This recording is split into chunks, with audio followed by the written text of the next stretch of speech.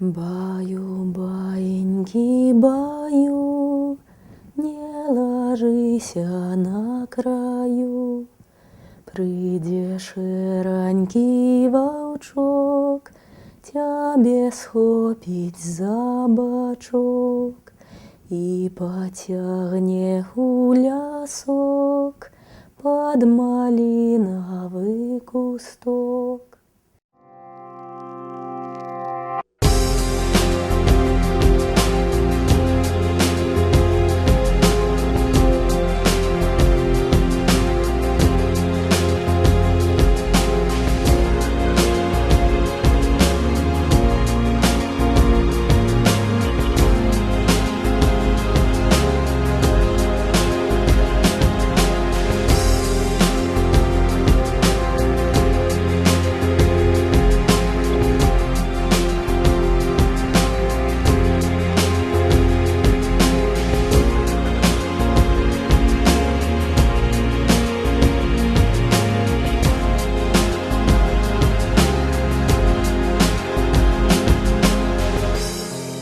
– 1917 год, год большевистского переворота, является кровавым рубиконом для истории и бывшей России, и Беларуси в частности. Это самый жестокий период репрессий, было уничтожено миллионы людей, и в том числе она не жалела ни женщин, ни детей. Кстати, по официальной статистике складывается интересная картина, в кавычках. Женщин у нас было расстреляно всего 1%, а дети вообще нигде не фигурируют.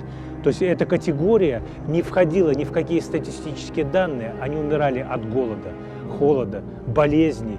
Это последствия и разрушительной Первой мировой войны, и большевистского переворота. Миллионы детей, по разным данным до 7 миллионов, оказались и те, кто уже потеряли родителей. По состоянию на 1927 год в лагерях уже будущего ГУЛАГа было 47% подростков в возрасте от 16 до 24 лет. То есть в момент большевистского переворота им было 6-10 лет. В 1926 году они заполнили ГУЛАГ. У нас до конца советской власти было колоссальное количество беспризорников. Из тех колоний, которые были созданы в Советском Союзе, были более приличные колонии, но в массе своей это было учреждение явно не для детей. И дети оттуда бежали. Нельзя одной рукой разрушать семьи, лишать детей родителей, а другой рукой поднимать этих детей, сделать из них более-менее достойных граждан. Это совершенно невозможная задача. Особенно это отчетливо видно на примере крестьянства. А мои ж бацькі жили поблизу от Минска у вёсцы Чижовка. К 30-му году у нее было 8 детей, была невестка и внучка. А мой уже дед у меня ж, каже, свиньи, коровы, овечки.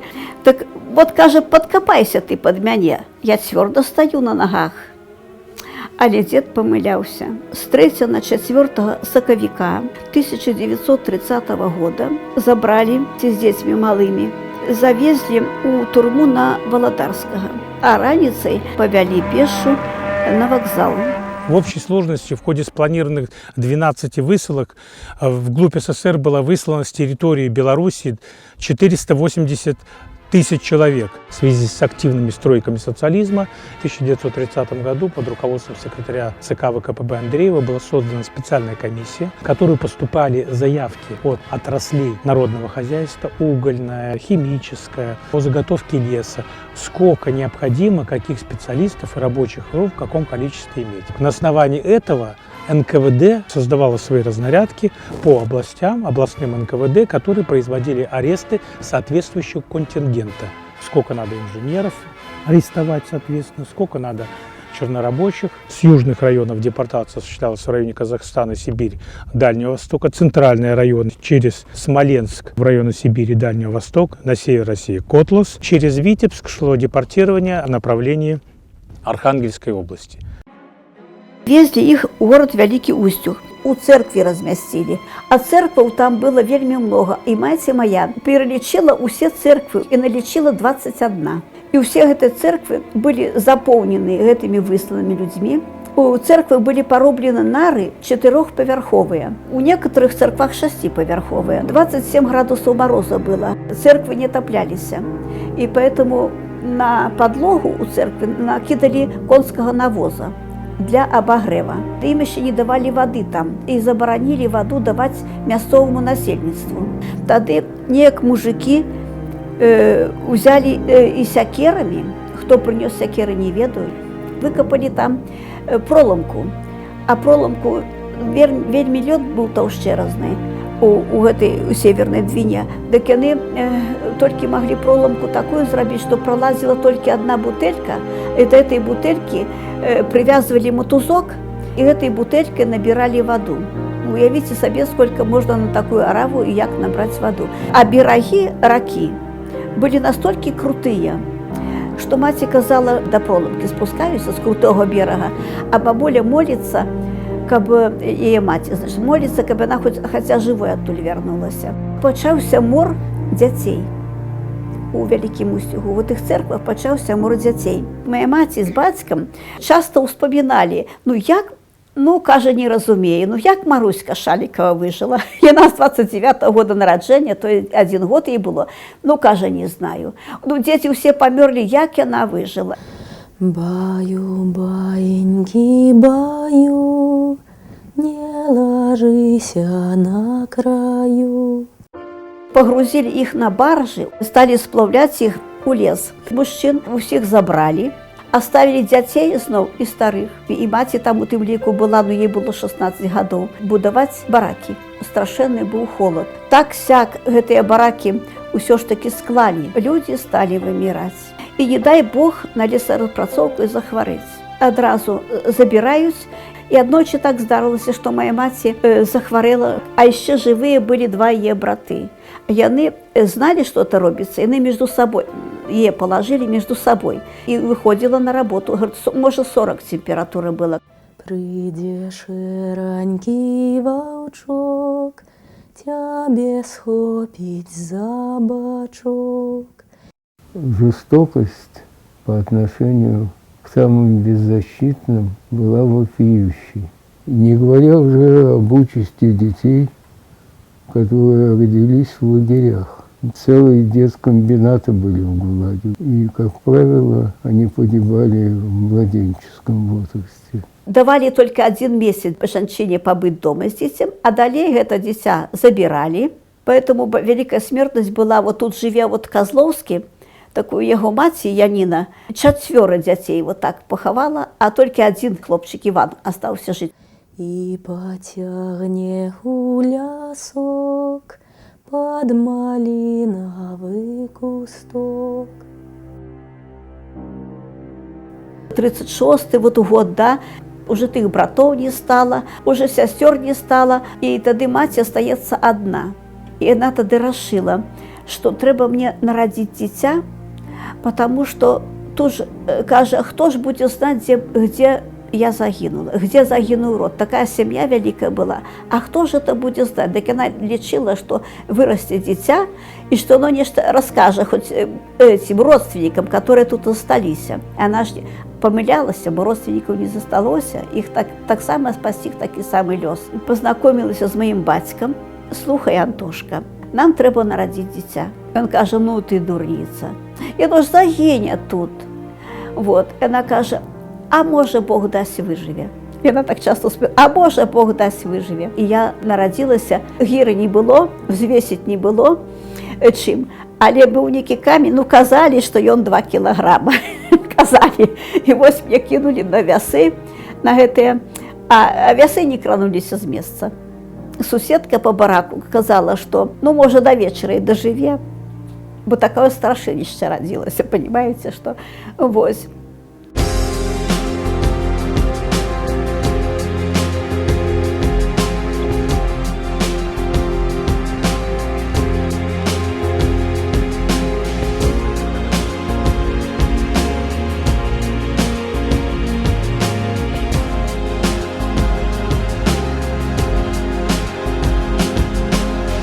1937-1938 годы – это годы самых кровавых репрессий на территории Беларуси. Наркомом НКВД Ижовым подписывается два оперативных приказа. Приказ номер 20447 о репрессировании бывших кулаков, помещиков и других категорий. Часть, которая должна быть депортирована, и основная масса, предполагалось, будет расстреливаться. Притом расстреливаться должна была на месте. Для этой цели на территории Беларуси было создано 6 оперативных секторов, в том числе и урочище Куропата. И затем приказ 20486, как поступать с женами членов семьи изменников Родины. Они должны быть помещены в лагерях сроков не менее чем 5-8 лет. Дети от 3 до 15 лет должны были размещаться в детских домах и специальных интернатах системы наркомпроса СССР и БССР вне крупных городов Москвы, Ленинграда, Минска. Предусматривалось, как будет проводиться эта операция. Производство арестов, составление списков, конвоирование, места временного содержания.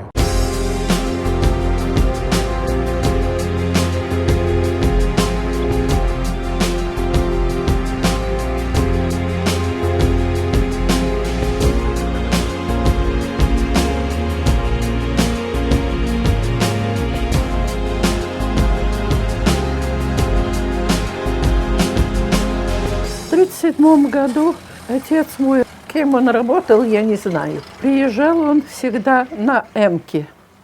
Мы жили вот где сейчас цирк. Это наш был собственный дом. Отца забрали тогда. Чекисты с винтовками и эти штыки. Так они шли. О, я как сейчас помню, как они шли спереди и сзади отца.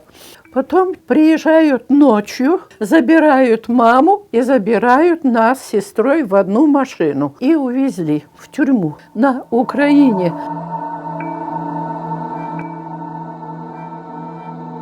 Когда отца забрали, была сессия Академии наук, его забрали.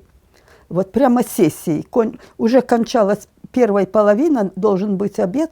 Он работал в Академии наук, зав. Секции экономической географии. Был профессором. Это мне мать рассказывала. И должен быть обед уже. И она мне говорит, они не близко так около двери сидели, какой-то такой небольшой человек такой, ну, пульгавенький такой. Так вот его пальчиком позвал, и он вышел. И все, и все, и канул. Ночью к нам приехал черный ворон. Дома вот так вот все перерывают. Мне лет 5 было. Помню, меня НКВДист посадил к себе на колени, и я у него сидела на руках, и вот эту ему фуражку испортила вот здесь вот. И такая я так нервничала, помню. Нас посадили всех троих в машину. А потом, значит, нас отвезли в детприемник. Там было очень много детей. Ну, а мать, наверное, в тюрьму отвезли. Это тюрьма уже была, наверное.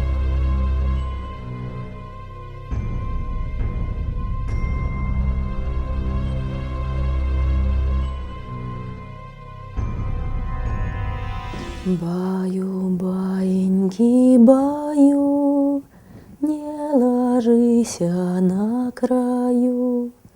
Придешь ранький вовчок, тебе схопить за бочок и потягне у лясок под малиновый кусток. Маму тогда брали на допросы, мы в камере сидели, да, с сестрой. И она после допросов приходила. А последний раз взяли на допрос ее, и ее нет, и завтрак нет, в обед нет. Вот мы начали кулаками стучать в дверь, там металлическая дверь в камере. Начали стучать, ну этот чекист, что вы стучите? Где наша мама? Ваша мама больше не придет. Как в воду канула. И отец, и мать. Какой-то офицер уже забрал нас, и на территории тюрьмы двухэтажный дом стоял. Это было не в Беларуси, это было на Украине. Город Проскуров, сейчас Хмельницкий. Двухэтажный дом, и все дети были репрессированы там. Нас перевели тогда в Беларусь. А нас с сестрой разделили. Сестру отвезли в Дарьевский детский дом, это на Украине, а меня, это была детская колония для детей врагов народа. Мы совершенно не общались с людьми, только общались с персоналом, который обслуживал нас. Так что это, конечно, был не детский дом, это была детская колония. Там было очень много детей, вот очень много детей было.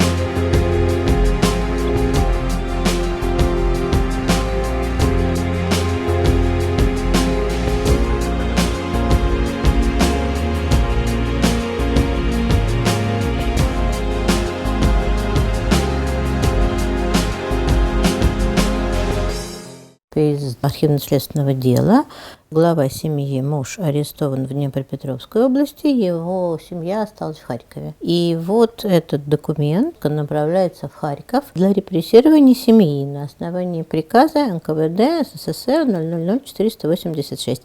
И дальше перечень состава семьи. Жена 38 лет, дочка Нелли 13 лет, дочка Людмила 4 года. С матерями была трагедия, потому что в первый год, до середины 1939-го, им не разрешалось никакой переписки, они не знали. Они знали, что муж арестован, иногда знали, редко, что муж расстрелян, если им это сообщали. Но совершенно не понимали, где дети, потому что они не могли писать и не могли получать письма. И вот эта попытка узнать, где дети, это просто десятки трагических писем. У нас в архиве они есть. Вот заключенная уже Алжира пишет заявление на имя начальника политчасти лагеря, что она просит направить телеграмму и узнать, где находятся ее дети, потому что в тот момент, когда она была арестована, ее маленькие 2 детей остались в квартире совершенно одни, в комнате.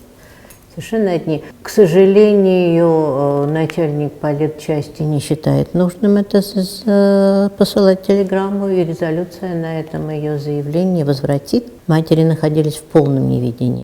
Всего по Союзу изъято детей 25 342 человека, направлено в детские дома и местные ясли 22 427 человек, передано на опеку и возвращено матерям, значит, если кого-то из матерей освобождали, такие случаи бывали, 2915 детей. То есть, даже, не думаю, что это абсолютно полная статистика, но все-таки, значит, было изъято 22 500 детей. Это кроме тех детей, которые, а их было довольно много, которых передавали родственникам. Понятно, да? Значит, 22 000 детей было отправлено в детские дома. Баю, баиньки, баю, не ложися на краю.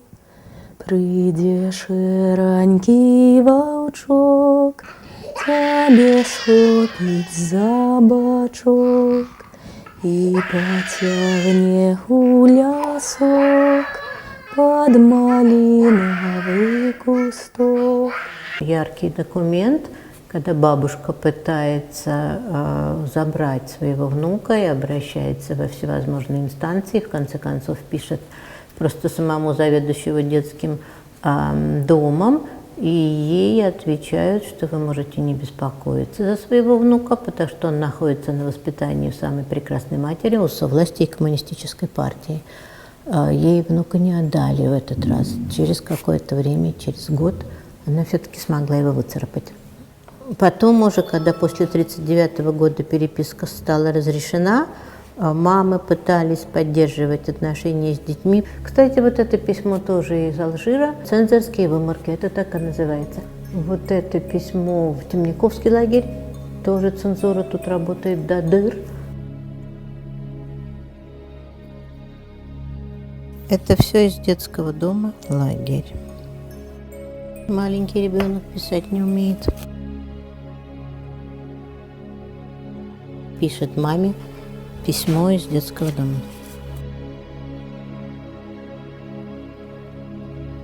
Это ее комната в детском доме, где она рисует с обозначением у кого что.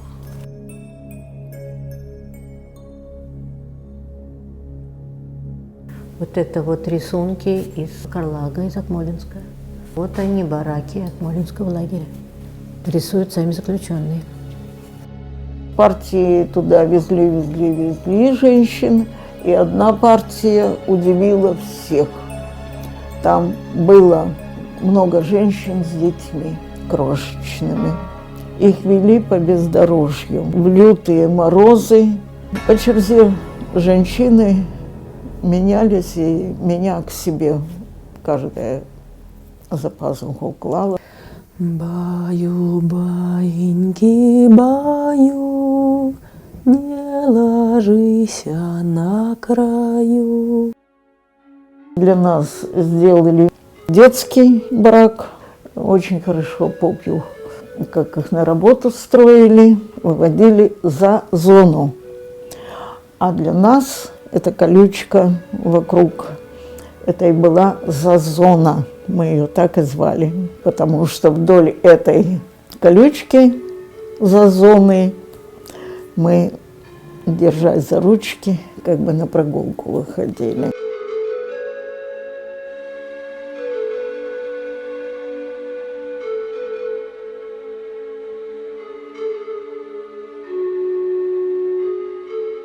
Был такой мальчик: ты хочешь к мамам? Хочу. Он меня раз и за дверь ставит. Там медсестра, кто детей пропускает, закрывает дверь изнутри. Он меня за ручку, и мы бегом в бараки к мамам. Те, которые больные, лежат, тряпки какие-то свисают кровавые, кашляют кровью, и, свесив головы с нар своих, смотрят, какие дети пришли. Что за дети? А мы топ-топ-топ, пробегаем, смотрим, кто из мам есть. Мы их всех знали. Они для нас были что-то цельное. Наши мамы. Ну, а плакала я, помню, один раз, когда нас построили, мам построили, а мама из своего строя уже под самые ворота оттуда вырывается: Маечка, на конфетку. И я хочу, значит, эту конфетку взять, но охранники ее хватают и в строй. Растрепалась ее коса, волосы ее за волосы тянут туда в строй и за зону. Прийде ширанький вовчок, тебе схопить за бочок. Но я хорошо помню, как мы выезжали оттуда, как нас в грузовик, а мамы стали рваться, кричать. Их ничто не могло удержать. Тогда и мы стали кричать. И, видимо, распоряжение начальника было: как-то незаметно мамы разместились в грузовике, мы с ними, и так мы выехали с этой зоны, за зоны. Говорила: ты должна запомнить, у тебя есть еще 2 сестры. Это Диана и Веснолина. Ты помнить должна, иначе ты потеряешься. И да, я помнила, я обещала ей, что буду каждое утро повторять, где бы я ни была. Потом мам не стало по дороге где-то. Видимо, мы уснули где-то или как, укачала. И потягне гулясок под малиновый кусток. Нас определили в спецпоселок, так званый НКВД. Вот там было совершенно дикие условия были. Нам сначала из бараков наших нельзя было выходить. Мы только могли до ветру. У нас одни пимы были на весь барак. Все было по типу барака. Барак рядом, и там были только украинские дети. И с ними были украинские няни. И они разговаривали по-украински. Общаться нам нельзя было. Но мы не знали слова белорусы, не знали, кто мы и что мы. Чеченцы строили дорогу, совершенно несчастные. У них не было даже где жить. Ни навесов, ни палаток, ни саманных домиков. И мы строили сами. По яме ходил конь и месил для самана смесь. Нам формочки давали, мы в эти формочки клали эту навозную смесь. И на бортик, который был вокруг, выкладывали аккуратно, как в песочнице. Баня зредка была, но была без мыла, с солью просто. Спали под боем. Нетопленный барак, на одном матрасике спим. Матрасы были продырявленные сильно, а другим укрываемся. У меня был мальчик, который писался, вообще был очень слабый. Ему ни горшки не подавались, ничего, просто в этот матрас дырявый. Так вот мы с ним спали вдвоем. Ну, а однажды, очнувшись, я вдруг поняла, что я забыла, как зовут моих сестер. Я пролежала весь день, проплакала, но ничего вспомнить не могла. И тяжело болела. У меня, по-моему, малярия была или что-то в таком духе.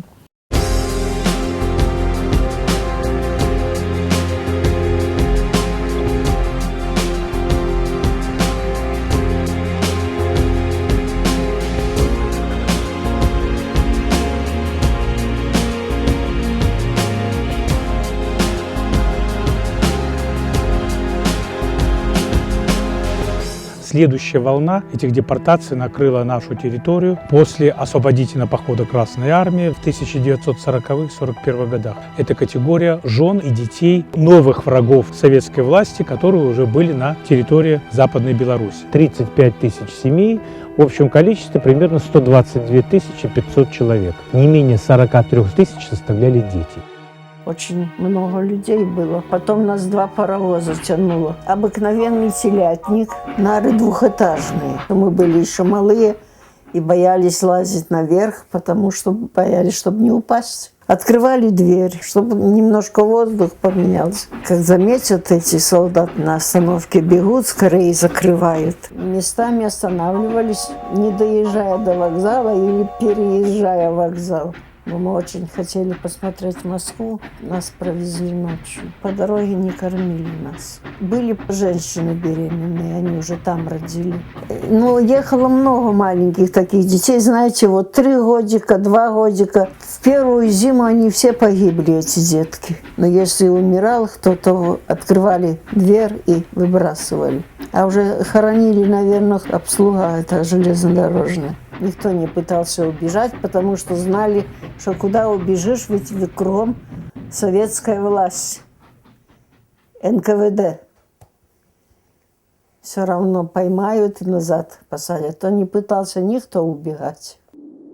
На фоне депортации 1940 года с Белоруссии осуществлялись массовый вывоз населения с территории прибалтийских государств, которые летом того года были опять-таки насильственным путем включены в состав Советского Союза, и из районов Западной Украины. С территории прибалтийских стран было выслано свыше 200 тысяч человек, и с территории Западной Украины более 400 тысяч человек. Среди них женщины и дети составляли примерно 70%. Высылка производилась, как правило, в необжитые районы. Не было ни питания, ну и учитывая климатические условия или Казахстана, или Севера, смертность была огромная. И поэтому даже вот в некоторых документах встречается цифра о том, что детские дома, которые были размещены дети не старше 10 лет, среднемесячная смертность составляла от 15 до 30%. Из Литвы было выслано около 40 тысяч детей до 16 лет. Для нашей страны это очень большие цифры. Вот одна такая история. Это красивая литовская семья, Блюджей. Папа и мама были учителями. У них были 3 дочери. И из этой семьи, можно сказать, ничего не осталось.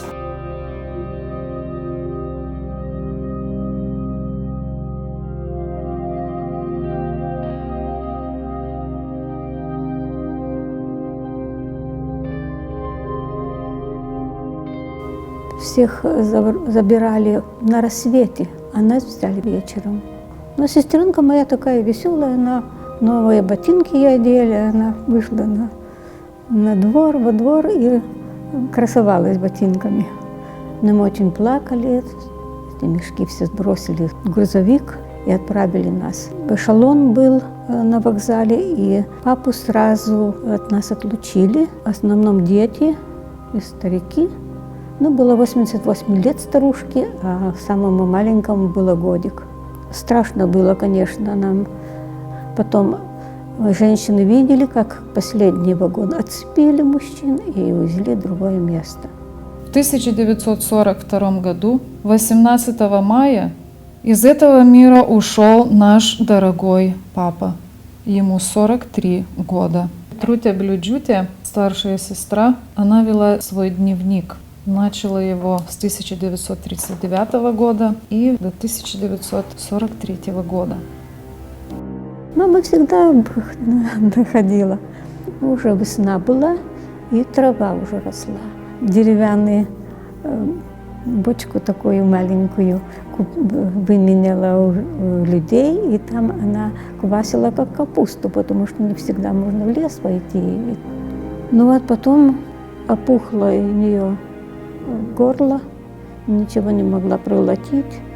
И на третий день я просыпаюсь, крик, плачут сестры. В чем дело? Смотрю, мама лежит, а старшая сестренка около нее всегда лежала, так по порядку. Она будет ее и не может разбудить. И я смотрю, нос у нее белый, а щеки красные. И это бледнеют щеки. И, значит, она спала и умерла во время сна. В 1943 году, 9 августа, в 6 часов утра из этого мира ушла наша дорогая мама. Она умерла в понедельник. Ей было 49 лет. А потом уже одна из сестер тоже написали в 1943 году. 15 декабря из этого мира ушла наша дорогая сестра Петрутя. Эта девочка, которая вела вот этот дневник, ей было всего лишь 14 лет.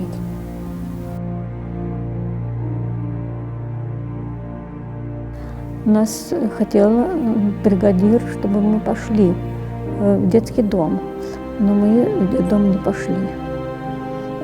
Литовцы говорят, если вы пойдете, то никогда в Литву не попадете. Они были направлены сначала в Барнаул, а потом в детский дом Малахова.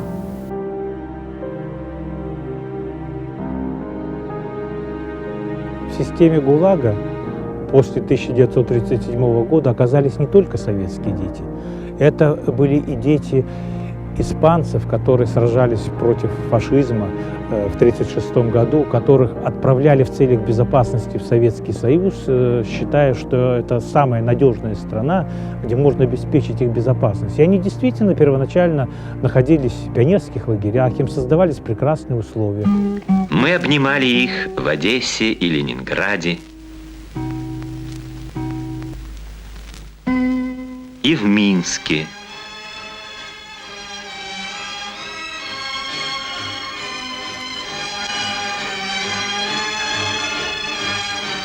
Вместе с нашими ребятами испанские дети почувствовали, что они просто дети. Но когда в СССР начался кровавый 1937 год, то они оказались уже и в колониях несовершеннолетних, и в детских домах, и самые младшие оказались в домах младенца, так называемые, которые подчинялись НКВД, и условия содержания, которые мало отличались, чем порой от условий содержания потом и в нацистских лагерях. И к этой категории надо добавить еще дети немецких антифашистов, которые тоже приезжали в Советский Союз, считая, что они найдут здесь защиту, но после 1937 года настали другие времена. Родителей арестовывали, а дети оказывались опять в системе ГУЛАГа. Поэтому преступления против детей это было интернациональным явлением. Они осуществлялись не просто против детей граждан СССР, но в том числе и против иностранных граждан.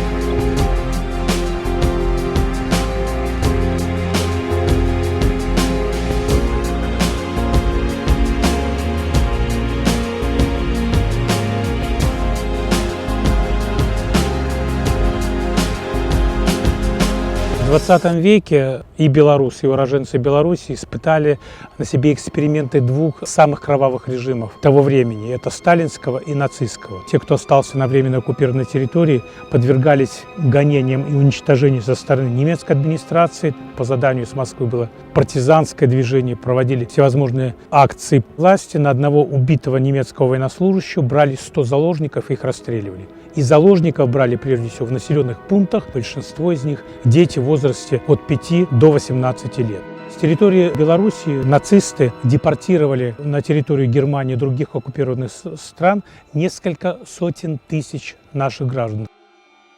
Наш детский дом был далеко от дороги, да. Кто-то навел, что там детский дом. 5 часов утра слышим, кричат: «Киндер, alles raus на пляце!» Нас в машину и на вокзал в Германию тогда нас отправили. Мы были в километрах 3 от Бад-Лаутерберга, и мы думали, что это наш концлагерь. Баю, баиньки, баю, не ложись на краю. Пачалася вайна. Мы оказались на гэтым 4-м пасёлку. Мужчин на вайну не забирали, як ворагаў народа, але ў 42-м годзе под конец уже начали забирать мужчин. Ну, я с бацей по лесобазах по гэтых. Такая была задышка, и она уже дыхать не могла.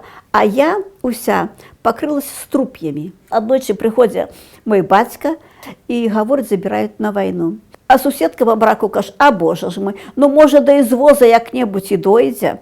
Нам уже было легче в том плане, что и она, як уже жонка солдата гэтага, так ее взяли у так званую больницу. Но все ж таки не на лесоповале. Прыйдзе шэранькі ваўчок, цябе схопіць за бачок. Последнее наше пристанище было, где мы уже войну пересидели, это где-то юг Средней Азии. Вот там было нам очень тяжело. Голодали, во-первых. Было очень-очень холодно. И некоторые дети умирали там. В общем, тот, кто уже знали, что они умрут, предсмертное желание какой-то, 2 порции там, можно, как раньше говорили, баланда, супу этого. Почему мы выжили? Потому что, во-первых, там очень рано появилась травка. Мы питались этой травой. Потом мы, дети, ходили на горы, ловили черепах, разбивали. Как сейчас помню, ставили 2 вот таких камушка и какую-то жестянку. И в этой жестянке мы варили этих черепах. Это мы сами так себя спасали. В общем, самовыживание было. Англичане нас освобождали. Через 3 дня приехали машины, всех забрали с лагеря, и привезли к Эльбе. При воинской части нас уже КГБ фильтровало, да. Белорусы, украинцы и русские в одном бараке были. И потягне у лясок под малиновый кусток. Но помню, что это вот такой праздник для нас был День Победы. А потом нам дали хлеба. Потому что до этого хлеб можно было маленький кусочек держать в руках, нюхать, облизывать и беречь. Завтра может его не быть. И гороховую кашу дали. Это был праздник уже. Наши дети. Вместе с нами они вынесли лишения военных лет. Мы сберегли их, отказывая себе во всем. Каждый из нас знает, как трудно вырастить ребенка. Вырастить его в войну во 100 крат труднее. Теперь ребят ждут годы счастья, годы веселых игр, годы мира. Пришла какая-то открыточка, поштовочка. Имя, Татьяна. Мама это имя мне называла.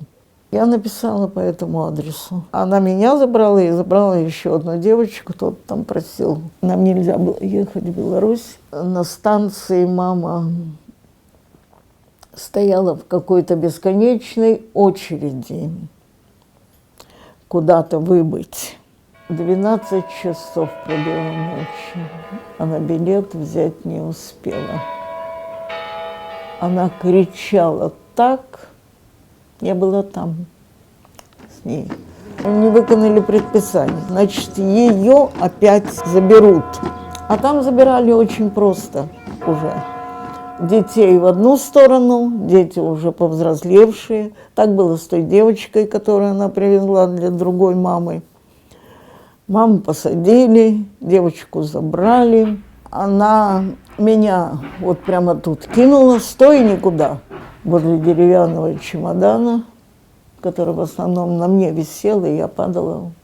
У меня ботиночки были на резиновой подошве, а это зима была, морозы страшные.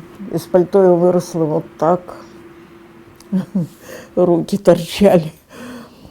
И в ее ватных штанах, в которых она работала еще там на работах в лагере.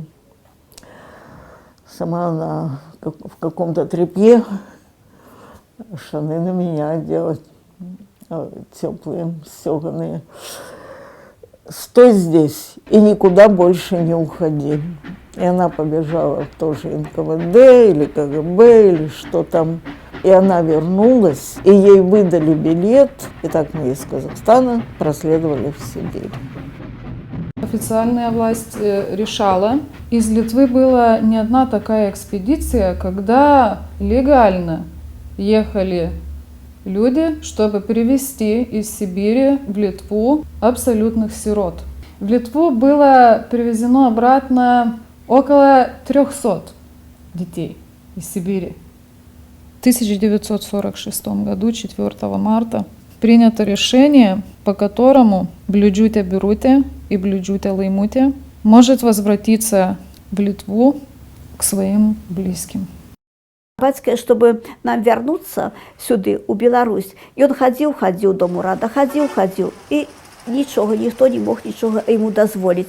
Некий человек говорит, ты пиши Калинину. И нам с Москвы пришел дозвол на выезд. И мать моя, никак не могла выехать, потому что там был еще колгасп. Начальство кормили, НКВДисты, их же надо кормить. И мать просила, дайте мне хоть какую-нибудь подводу, и не давали. И она тогда ничего. У нее уже был документ.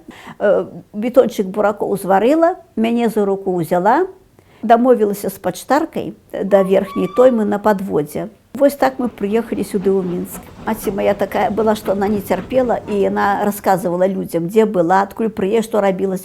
О, что ты сказку придумала, такого быть не может. Понятно? Такого быть не может.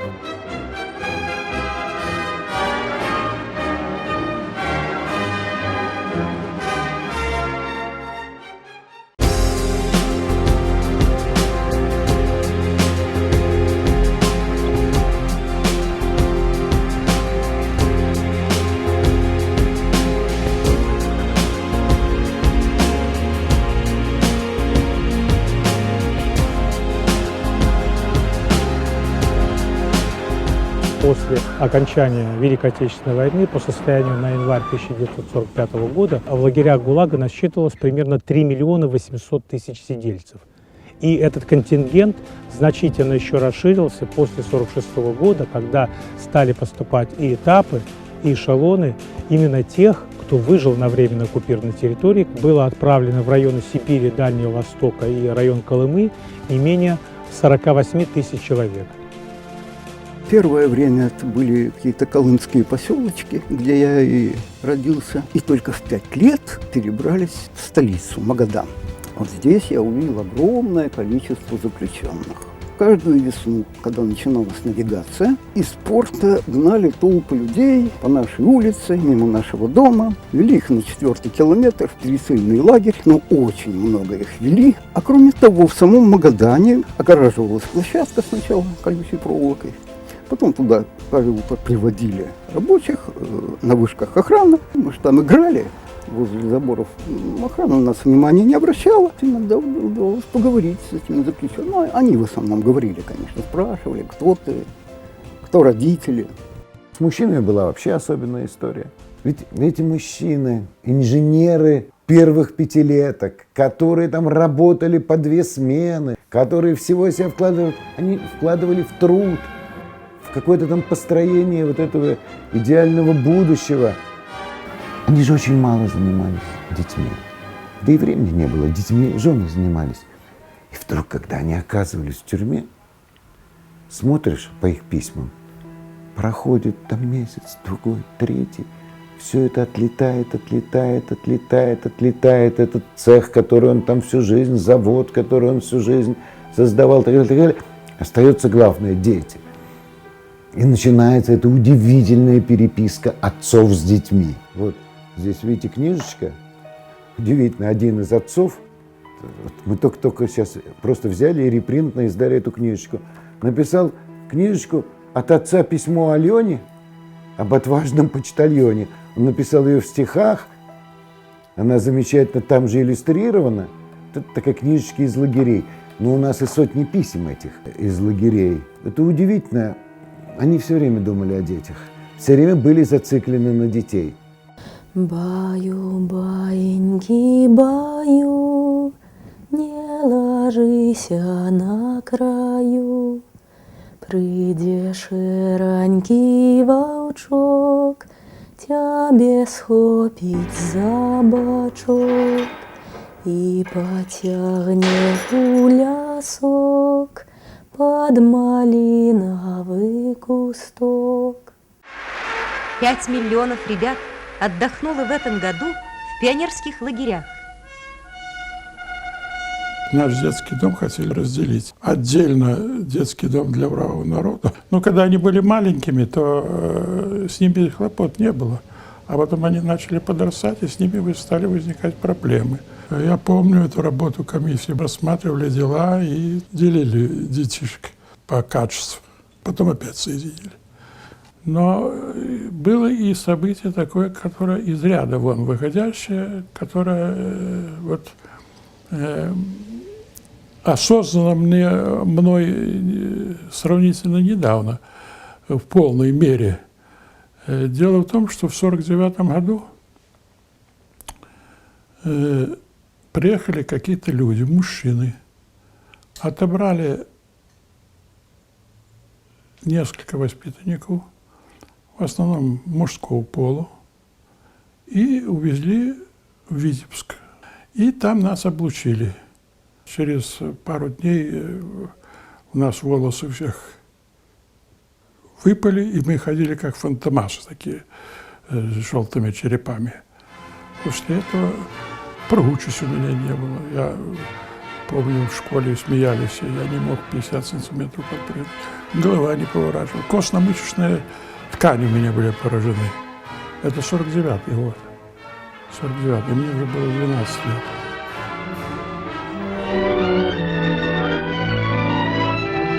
Великими хлопотами окружена тут кожная роженица. Высококвалификованный медицинский персонал сочить за станом здоровья мати и дитяти.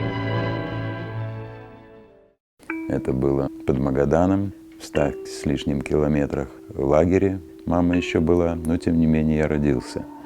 Значит, и первое время, первые годы не она меня выхаживала. Проблесками припоминаю некую тетю Лизу, которая меня в телятнике где-то на чинах, где приготавливали, грели пищу для телят. Вот я там как-то обретался.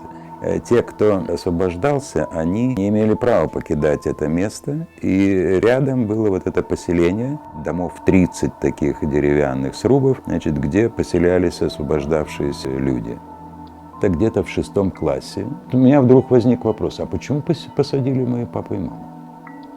Вот Я четко помню вот этот момент, значит, конец августа на море, и я вот хожу и размышляю, думаю, что ж такое, почему это?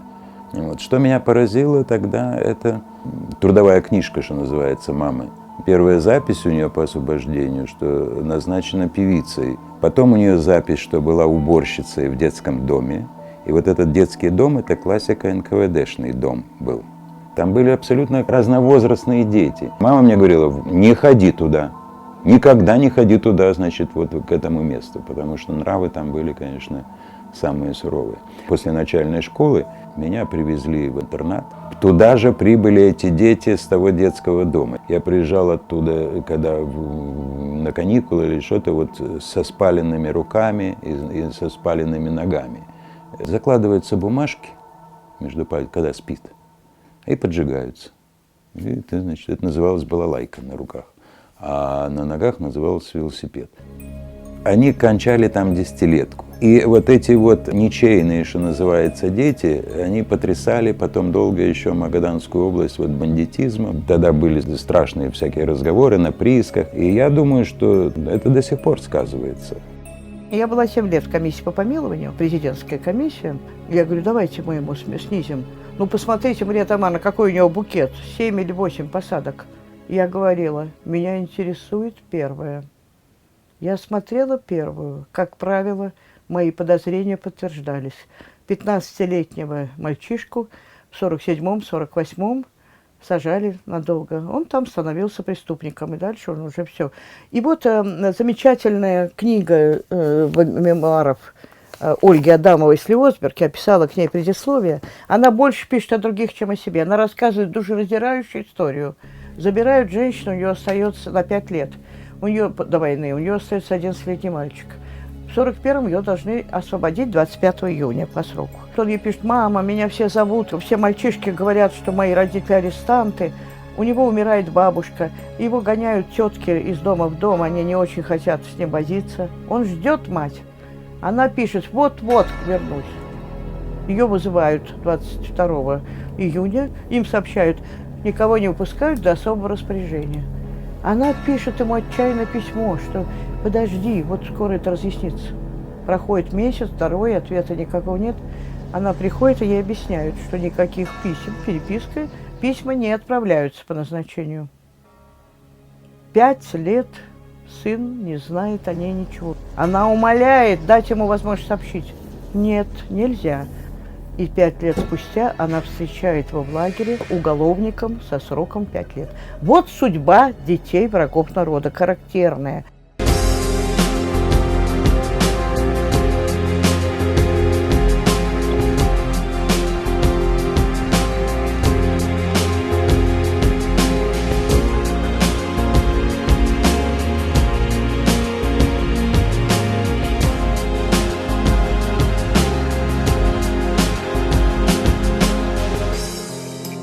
В Магадане, как только начали нас чему-то учить, я понял, какое несоответствие официальной пропаганды и того, что я вижу вокруг. Кроме того, я очень рано заметил, что взрослые, родители в частности, обсуждают все темы там какие-то политические, а при людях говорят совершенно другое. И вот это для меня было такой загадкой, ну почему же вот они так смело говорят друг с другом, а при посторонних совсем согласны. Все вроде так, как есть. И вообще не только у меня, но и у других, значит, было такое. Родители всегда говорили, только никому не рассказывай, что мы тут дома говорим. Но я же потом сам попал в лагерь. Благодаря вот этому своему детству, воспоминаниям, впечатлениям. То есть я в какой-то степени даже благодарен этому своему колымскому детству, потому что оно меня именно настроила на такую вот деятельность антисоветскую. Потому что нельзя на лжи строить жизнь. Баю, баиньки, баю, не ложися на краю. Придешь, ранький волчок, тебе схопить за бочок и потягне гулять. бросок под малиновый кусток. Не было принято вердикта, что режим преступный. Множество людей никогда бы не вспомнили про Сталина, были бы к нему равнодушны, кого там не коснулось. Но советский гимн, возвращенный президентом, поднял, именно сталинский, поднял из глубин, из латентного состояния, поднял имя Сталина. И что Сталин – это хорошо. И все его преступления стали замазываться и заравниваться. Это очень легко понять. Если в это погружаться, если пытаться восстановить историю, то это все равно, что ты узнаешь, что твой ближайший родственник – серийный убийца. Или кто-то из твоих родителей. И потому отсюда и получается, что ничего этого не было, это выдумки, и Сталин хороший. Пока мы ясно не скажем, что советская власть строилась на насилии и смерти, до этого мы историю свою по-настоящему осмыслить не можем. Вот одна очень важная задача террора была как бы атомизировать страну, чтобы все чувствовали себя совершенно отдельными и, вот так сказать, смотрели бы вот одинокие отдельные люди, раздробленное общество, которого нет как общества, да, и государство, которому посвящена жизнь этого каждого в отдельности человека. Вот Сталину удалось, уничтожены были общественные организации, действительно, напрочь. Уничтожено было очень много там направлений каких-то там в науке, там еще в чем-то. Вы знаете, вот уничтожить семью все равно не удалось. Все равно инстинкт какой-то вот этого притягивания друг к другу и поддержки семьи друг другом, и это какая-то такая ценность, которая ему оказалась не подвластна. Семью уничтожить не удалось. Семья удержалась.